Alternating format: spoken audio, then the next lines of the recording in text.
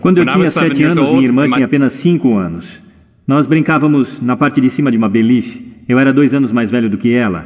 Quer dizer, eu ainda sou 2 anos mais velho do que ela. Mas naquele tempo isso significava que ela tinha que fazer tudo o que eu mandava, e eu queria brincar de guerra. Então estávamos na parte de cima do beliche e num lado da cama eu tinha colocado todos os meus soldados e armamentos, e no outro lado estavam todos os My Little Ponies da minha irmã prontos para um ataque da cavalaria. Há diferentes versões do que aconteceu naquela tarde, mas como minha irmã não está aqui hoje, eu vou contar a história verdadeira. Minha irmã é um pouquinho desajeitada. De alguma forma, sem qualquer ajuda ou empurrão do seu irmão mais velho, de repente, Amy desapareceu de cima do beliche e aterrissou no chão com um estrondo. Eu, nervoso, espiei do lado da cama para ver o que tinha acontecido com a minha irmã e vi que ela tinha caído dolorosamente com as mãos e os joelhos de 4 no chão. Eu estava nervoso porque meus pais tinham feito eu prometer que minha irmã e eu brincaríamos sem perigo e de voz baixa. E sabendo que acidentalmente eu tinha quebrado o braço de Amy só uma semana antes,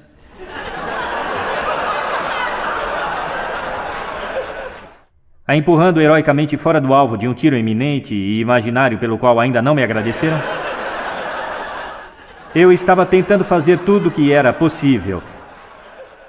Ela nem sequer viu o que estava prestes a acontecer. Eu estava tentando me comportar bem. Eu vi o seu rosto, um grito de dor, sofrimento e surpresa, ameaçando acordar meus pais do longo cochilo de inverno que eles estavam tirando. Então eu fiz a única coisa que minha pequena e frenética cabeça de 7 anos podia pensar para evitar uma tragédia. Se vocês têm filhos, já devem ter visto isso centenas de vezes. Eu disse, Amy, espera, não chora. Você viu como você caiu? Nenhum ser humano cai de 4 desse jeito.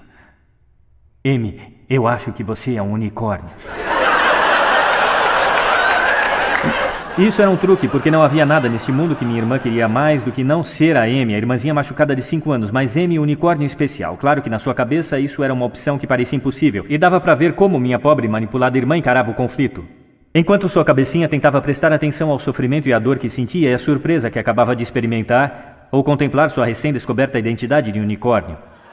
E a última venceu. Em vez de chorar, em vez de parar nossa brincadeira, em vez de acordar meus pais com todas as consequências negativas que me esperavam, em vez disso, um sorriso cobriu seu rosto e ela subiu de volta para cima do beliche com a graça de um unicórnio bebê. Com uma perna quebrada. E o que descobrimos... Na tenra idade de 5 e 7 anos, não tínhamos a mínima ideia na época. É algo que estaria na vanguarda de uma revolução científica que ocorreu 2 décadas mais tarde, na maneira como observamos o cérebro humano. O que descobrimos foi algo chamado psicologia positiva. E por essa razão estou aqui hoje e por esta razão eu acordo toda manhã.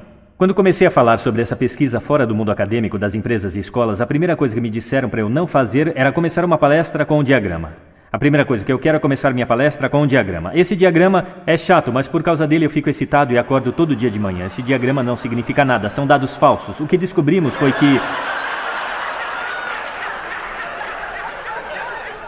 Se tivesse conseguido esses dados estudando vocês, eu ficaria emocionado porque é uma tendência óbvia aqui e isso significa que eu posso ser publicado. E é o que realmente importa. O fato é que há um ponto vermelho esquisito acima da curva, há uma pessoa esquisita na sala, eu sei quem você é, o vi antes. Mas não importa. Não importa como a maioria sabe, porque eu posso apagar aquele ponto. Posso apagar o ponto porque claramente é um erro de medição. E sabemos que é um erro de medição porque está atrapalhando meus dados. Portanto, uma das primeiras coisas que ensinamos nos cursos de Economia, Estatística, Administração e Psicologia é como podemos eliminar os esquisitos de uma forma estatisticamente válida. Como eliminá-los de nossa vida.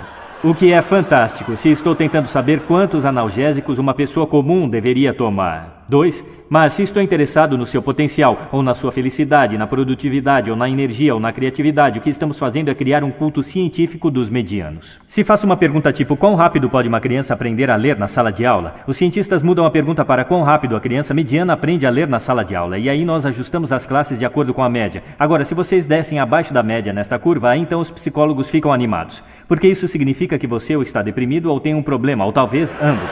Esperamos que sejam ambos, porque no nosso negócio, se você vem para uma sessão terapêutica com problema, fazemos questão que você vá embora sabendo que tem 10. E assim você volta muitas vezes. Vamos levá-lo de volta à infância se necessário, mas no fim o que queremos é torná-lo normal de novo. Mas normal é meramente mediano. E o que a psicologia positiva propõe é que se estudarmos o que é meramente mediano, permanecemos meramente medianos. Então, ao invés de apagar esses fora de série positivos, o que faço é ver uma população como essa e perguntar por quê? Por que alguns de vocês estão tão acima da curva em termos de habilidade intelectual, atlética e musical, criatividade, níveis de energia, resiliência em confronto a desafios e senso de humor? Seja lá o que for, ao invés de o deletar, eu prefiro estudar você. Porque talvez possamos obter informação não só como mover as pessoas para o mediano, mas como podemos mover todo o mediano para cima em nossas empresas e escolas do mundo inteiro. Esse diagrama é importante porque quando ouço o noticiário, a maior parte da informação não é positiva, é negativa. A maior parte é sobre assassinato, corrupção, doenças, desastres naturais e muito rápido minha cabeça começa a pensar se essa é a proporção precisa do negativo para o positivo no mundo. E isso está criando algo chamado Síndrome da Faculdade de Medicina, que se você conhece alguma pessoa que estuda medicina durante o primeiro ano, ao ler a lista dos sintomas e doenças que poderiam acontecer, percebem que tem todos eles. Eu tenho um cunhado que se chama Bobo, isso é uma outra história. Bobo casou-se com Amy, unicórnio. Bobo me ligou da Faculdade de Medicina de Yale e disse: Sean, eu tenho lepra.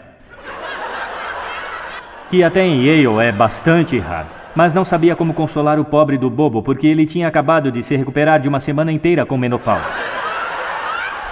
Descobrimos que não é a realidade que nos molda, mas as lentes através das quais o cérebro vê o mundo que molda a sua realidade. Se mudarmos as lentes, não só podemos mudar a felicidade, como podemos mudar cada resultado educacional e empresarial ao mesmo tempo. Quando me candidatei a Harvard, foi um desafio. Eu não esperava entrar, minha família não tinha dinheiro. 2 semanas depois, consegui uma bolsa de estudos militar. De repente, algo que não era sequer uma possibilidade tornou-se realidade. Quando cheguei, achei que todos também veriam isso como um privilégio, que estariam muito emocionados. Mesmo se você estiver numa sala cheia de gente muito mais inteligente que você, se sentiria feliz apenas por estar naquela sala, e é o que eu senti. Mas o que descobri é que, embora algumas pessoas sentem isso, quando me formei depois de 4 anos, passei os próximos 8 anos vivendo em dormitórios com os estudantes.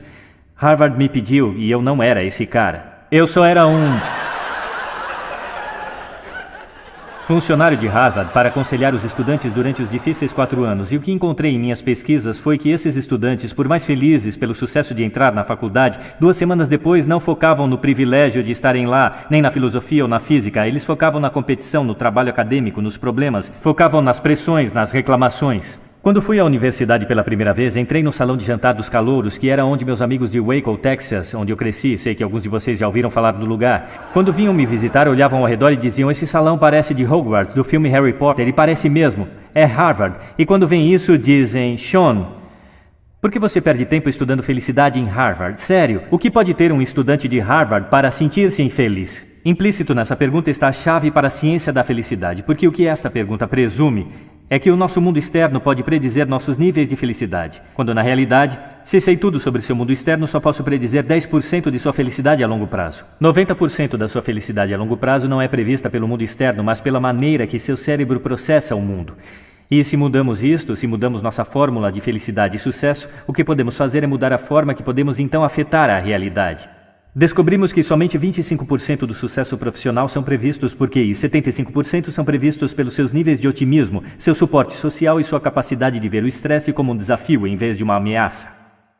Falei num colégio interno em New England, talvez o de maior prestígio, e disseram: já sabemos disso, todo ano, em vez de apenas ensinar, também temos uma semana de bem-estar. Na noite da segunda-feira temos um expert e líder mundial que vai falar sobre depressão adolescente. Na terça-feira é sobre violência e bullying. Na quarta é sobre distúrbios alimentares. Na quinta é sobre como evitar o uso de drogas. E na sexta estamos decidindo entre riscos do sexo e felicidade.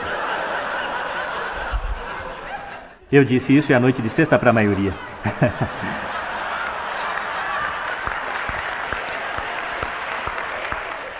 Fico feliz que tenham gostado, eles não gostaram nem um pouco. Silêncio no telefone. E no silêncio eu disse: ficaria feliz em dar uma palestra aí, mas isso não é uma semana do bem-estar, é uma semana da doença. Você delineou todas as coisas negativas que podem acontecer, mas não falou sobre as positivas. A ausência da doença não é a saúde. Aqui está como chegamos à saúde. Precisamos inverter a fórmula da felicidade e do sucesso.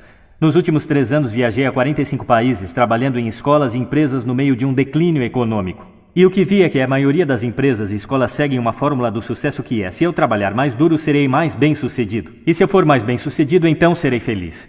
Isso fundamenta grande parte dos estilos de paternidade e de gestão e a maneira como motivamos nosso comportamento. O problema é que ela é cientificamente incorreta por 2 razões. Cada vez que seu cérebro tem um sucesso, você somente alterou as regras do que é sucesso. Você obteve boas notas, agora precisa de melhores. Você entrou para uma boa escola, precisa de uma melhor. Conseguiu um bom emprego, agora você tem que ter um melhor. E se a felicidade está no lado oposto do sucesso, o seu cérebro nunca chega lá. O que fizemos foi empurrar a felicidade além do horizonte cognitivo, como uma sociedade. E isso porque pensamos que temos que ser bem-sucedidos para sermos mais felizes. O problema é que nosso cérebro funciona no sentido oposto. Se elevamos o nível de positivismo de uma pessoa no presente, então seu cérebro tem a experiência que agora chamamos de vantagem da felicidade. Ou seja, o cérebro no positivo funciona bem melhor do que no negativo, neutro ou estressado. Sua inteligência, sua criatividade e seu nível de energia aumentam. De fato, descobrimos que todos os resultados nas empresas melhoram. Um cérebro no positivo é 31% mais produtivo que no negativo, neutro ou estressado. Você é 37% melhor nas vendas. Os médicos são 19% mais precisos para deduzir o diagnóstico correto quando positivo em vez de negativo, neutro ou estressado. Podemos inverter a fórmula. Se acharmos uma maneira de ser positivo no presente, nossos cérebros funcionam com mais sucesso ainda, pois somos capazes de trabalhar mais rápido e mais inteligente ainda. Precisamos aprender como inverter esta fórmula para saber o que nosso cérebro é capaz de fazer. Porque dopamina, que inunda seu cérebro quando você é positivo, tem duas funções. Ela não só o faz mais feliz, ela aciona todos os centros de aprendizagem do seu cérebro, permitindo-se adaptar ao mundo de uma forma diferente. Descobrimos que há maneiras de treinar o cérebro para que se torne mais positivo. Em intervalos de 2 minutos, durante 21 dias consecutivos, podemos religar seu cérebro, permitindo que realmente trabalhe com mais otimismo e mais sucesso. Fizemos isso em todas as empresas com que trabalhamos, fazendo-os anotar 3 motivos novos pelos quais se sintam gratos, durante 21 dias consecutivos. 3 motivos para cada dia. No final, seus cérebros começaram a reter um padrão de buscar no mundo não o negativo, mas primeiro o positivo. Anotar uma experiência positiva que você tenha tido nas últimas 24 horas possibilita seu cérebro revivê-la. Exercícios ensinam seu cérebro que seu comportamento é importante. Vemos que a meditação ajuda o cérebro a superar o transtorno do déficit de atenção e hiperatividade que criamos ao realizar múltiplas tarefas ao mesmo tempo e ajuda o cérebro a se concentrar em uma tarefa. E, finalmente, atos aleatórios de gentileza são atos conscientes de gentileza. Abram suas caixas de entrada, escrevam um e-mail positivo elogiando ou agradecendo alguém. E ao fazermos essas atividades e treinarmos o nosso cérebro como treinamos nosso corpo, o que descobrimos foi que podemos inverter a fórmula da felicidade e sucesso e, ao fazê-lo, não só criamos ondas de positividade, mas criamos uma verdadeira revolução. Muitíssimo obrigado.